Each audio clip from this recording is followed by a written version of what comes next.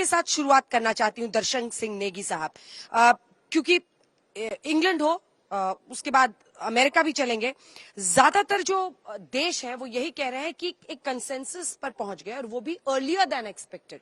मतलब सबको ये लग रहा था कि मौसम बहुत खराब है, G20 का विमान उड़ान नहीं भर पाएगा, आप कुर्सी की पेटी अपनी बांध लीजिए, टर्बुलेंस हो सकता है। लेकिन यहाँ तो पहले दिन ही कंसेंसस बन गया। किस तरह से इसे देखा जा रहा है इंग्लैंड में? देखिए, भारत हमेशा दुनिया में शांति चाहता है।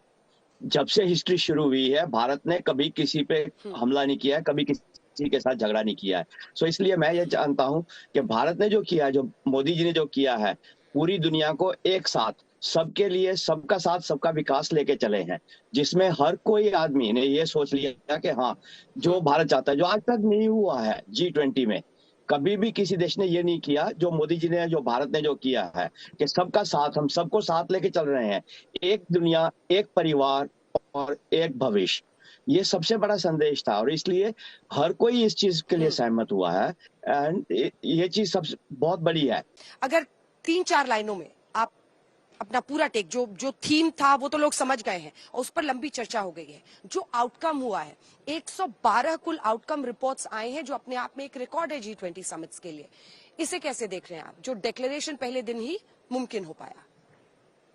देखिए, जो डिक्लेरेशन हुई वो तो किसी के मतलब ज़हन में भी नहीं था कि मतलब ये होगा, और वो हो गया।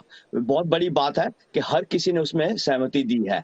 एंड ये पूरे विश्व के लिए एक बहुत बड़ी बात है कि हम लोग सब एक साथ चल रहे हैं और सब कुछ जो हमने प्रपोज किया है, जो भारत ने जो प्रपोज किया, सॉरी मैं हम कह रहा हूँ बिकॉज मैं अपने को भारतीय कहता हूँ, तो ये भारत ने जो प्रपोज किया वो पूरी दुनिया उसके साथ चलने के लिए तैयार है आज। एंड इसमें किसी ने भी ये कोई सवाल नहीं उठाया है कि क्यों ये नहीं हो सकता है, और बहुत बड़ी चीज है। और हम यूके में स्पेशली ऋषि सुनक जी को जो सम्मान मिला है भारत में, और जो ऋषि सुनक जी और हमारे कंजर्वेटिव पार्टी में जो हम लोग भारत के साथ मिलके जो करना चाहते हैं फ्री ट्रेड, वो बहुत बड़ी चीज होगी। और आई होप के ऋषि जी इस बार ये इस फ्री ट्रेड पे भी चर्चा करके आए और सहमति करके आए।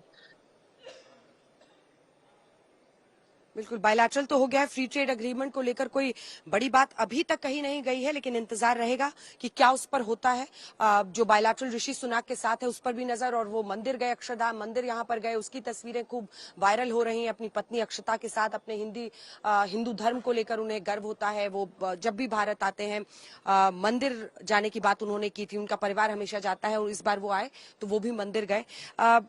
विभूति झा भी हमारे साथ जुड़े हुए हैं, आपके पास भी मैं सर आऊंगी, लेकिन अब मैं ऑस्ट्रेलिया अपने दर्शकों को लिए चलना चाहती हूं, जहां पर मेलबर्न से हमारे साथ जितार्थ जय भारद्वाज जुड़ रहे हैं। भारद्वाज जी, आप G20 को जिस तरह से भारत ने होस्ट किया है, और एंथनी एल्बनीज भी आए थे और एक बहुत अच्छी केमिस्ट्री उनकी प्रधानमंत्री नरेंद्र मोदी के साथ है, ऑस्ट्रेलिया इस G20 समिट को किस तरह से देख रहा है?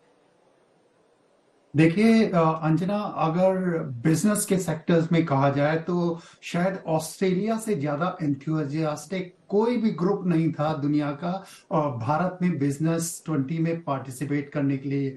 40 से ज्यादा लोगों का एक बड़ा डेलीगेशन आया, जिसमें टॉप के सीईओज भारत के साथ सहयोग करने के लिए तैयार हैं। अब जब हम इसका जियोपॉलिटिकल एनालिसिस करने बैठते हैं, कल पूरा दिन और आज भी जो ऑस्ट्रेलिया के अखबारों में आप देख सकते हैं, ऑस्ट्रेलिया का जो थिंक टैंक्स हैं उनको अगर आप सुने, उन्होंने अलग अलग अपने विचार दिए हैं।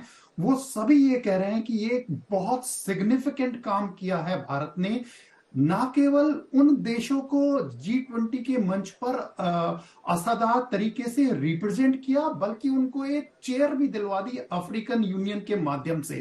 जहां तक साउथ पैसिफिक का सवाल है, जहां तक इंडो पैसिफिक के आइलैंड्स का सवाल है, उनकी बातों को भी प्रधानमंत्री मोदी ने अपनी टीम के माध्यम से G20 में रिप्रेजेंट किया, जिसमें एक बड़ा मुद्दा क्लाइमेट चेंज का है।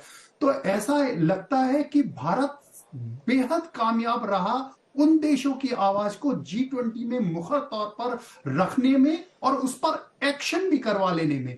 एक बहुत ही इंपॉर्टेंट मुद्दा है जो ग्लोबल साउथ के देशों को परेशान करता है, वो टेररिज्म का और मनी लॉन्ड्रिंग का। यहाँ के देशों में रिसोर्सेज बहुत ज्यादा है, मगर मनी लॉन्ड्रिंग के सहारे वो बाहर चले जाते हैं। तो ये मुद्दा सबको बेहद पसंद आ रहा है, इसकी बड़ी वाहवाही हो रही है कि इसकी वजह से काफी कुछ जो रिसोर्सेज बाहर चले जाते थे वो रुकेगा। दूसरी इंपॉर्टेंट बात है कि ये देश बहुत नेग्लेक्टेड महसूस करते हैं अपने आप को, कि जो बड़े देश हैं वो हमें table on the chair on the table नहीं देते हैं, इस वजह से हमारी बात को कोई ध्यान नहीं देता है। वो किस्सा शायद इसमें खत्म हो गया। और जो सबसे बड़ी कामयाबी है जिसपे काफी क्रिटिकल भी वेस्ट के इंक्लूडिंग ऑस्ट्रेलिया के लोग रहते थे, वो ये थे कि भारत का रुख जो रशिया पे है वो क्यों है इस तरह का। मगर इस बार जो सबसे बड़ी बात हुई, वेस्ट के कंट्रीज और बाकी देश इस तरीके से साथ आए हैं कि जो डिक्लेरेशन आया, लीडर्स समिट डिक्लेरेशन आया, उसने सबकी करीब करीब बोली बंद कर दी।